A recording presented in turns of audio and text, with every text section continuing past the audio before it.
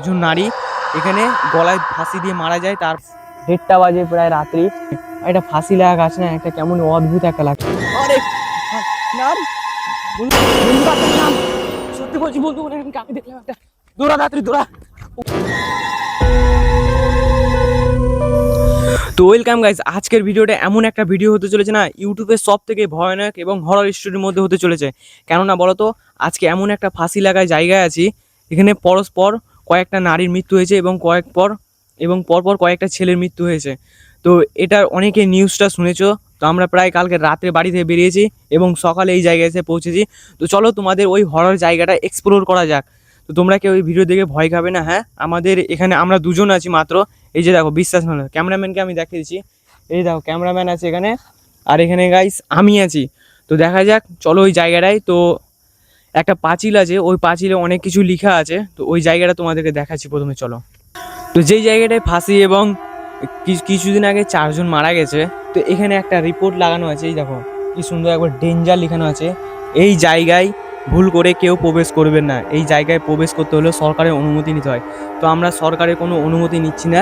এখান থেকে প্রায় কিছুটা দূরে একটা আম বাগান আছে, তার কাটা দিয়ে ঘেরা আছে। তোমরা কেউ সেই বাগানের মধ্যে প্রবেশ করবে না। 1996-এ একজন নারী এখানে গলায় ফাঁসি দিয়ে মারা যায়। তারপর থেকে কিছু অদ্ভুত ঘটনা সেখানে লক্ষ্য করা যায়। এবং 2000 সালে আবার কিছু একজন নারী গলায় দড়ি দিয়ে মারা যায়। মানে এখানে এমন কিছু ঘটনা ঘটেছে যেটা অবাস্তব। তো আরও কিছু লেখা আছে, দেখিয়ে দিই তোমাদের।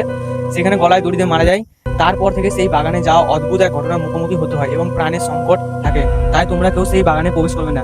এখানে সরকার সাফ লিখে দিয়েছে সেই বাগানের মধ্যে কাউকে প্রবেশ করতে মানা করেছে, কিন্তু তাই তোমরা কেউ সেই বাগানে প্রবেশ করবে না। এবং সেখানে 2026 সালে 4 জনের মৃত্যু হয়। আবার এই সালে কিন্তু 4 জনের মৃত্যু হয়।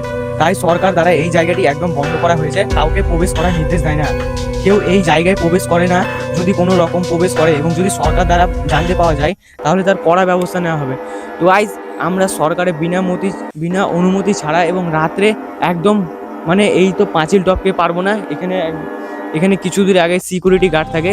তাই আমরা এক বাগান দিয়ে ঢোকার চেষ্টা করব এবং সেই বাগানে যেয়ে আমরা দেখব কি হয়। সেই বাগানটায় মানে গাছটায় এক্সপ্লোর করবো, ঠিক আছে? তো চলো সেই গাছটায় যাওয়া যাক। আর সারা রাত কাটাবার চেষ্টা করবো প্রায়, কেননা বাড়ি অত দূর থেকে এসেছি আমরা। দেখা যাক কি হয়। তো গাইস, এবার আমরা চলে এসেছি সেই কাঁটা দেওয়া তারের মধ্যে দিয়ে, এখন ভিতরে যাবো। তো জায়গাটা দেখো, প্রচন্ড অন্ধকার আর এত পরিমাণে জঙ্গল আমি ভাবতে পারিনি। আর রাত্রি প্রায় দেখো কটা বাজে বন্ধু? বাজে 1:30, 1:30 বাজে প্রায় রাত্রি। তো গাইস, আমরা এত পরিমাণে ভিডিওটা বানিয়েছি, মানে এত ভয় লাগছে, ঘাম ছুটে গোটায়। তোমরা লাইক সাবস্ক্রাইব করো, একটা লাইক একটা সাবস্ক্রাইব করো। তোমরা বড় ইউটিউবারদের সাপোর্ট করো। আর দেখো আমরা এত ভালো ভিডিও করছি, তো তোমরা লাইক সাবস্ক্রাইব করে দাও। হ্যাঁ, আর এই যে দেখো জায়গাটা কি একদম, এই যে কাঁটা দেওয়া তার দিয়ে ঘেরানো রয়েছে। আর এই এত বড় জঙ্গল, জায়গাটা দেখো পুরো। এই যে দেখো এই জায়গাটা, এই যে তোমাদের যে বললাম একটা রাস্তা আছে ফাঁকা, তো আমি ম্যাপে দেখেছিলাম। মানে আমি একটা বন্ধুর কাছে, এখানে একটা বন্ধু হয়, তো ওকে আমি জিজ্ঞাসা করেছিলাম এই রাস্তাটা দিয়েই এখানে একটা ভিতরে গাছ আছে, তো ওই ফাঁসি লাগা গাছটা আছে, আমাকে সেখানে যেতে হবে। তো তোমরা যারা নতুন আছো সাবস্ক্রাইব করে নাও প্লিজ, এত রিস্ক নিয়ে ভিডিও বানাচ্ছি। তো আমরা এখন সেই ভিতরটা এখন ঢুকে গেলাম। গাইস, ভিতরটা ঢুকতে একটা কেমন একটা রুম গুলো খারাপ হয়ে যাচ্ছে, ভয় লাগছে গাইস, আর ভয় লাগছে। এবার আমরা গাছে উঠে পড়েছি। তো গাছটা দেখো, এই জায়গাটা একটা জায়গা পেয়েছি। আমি ভাবছি এখানে সারা রাতই কাটানো যাবে, ভালো জায়গা আছে, ঘুম পড়ে যাবে।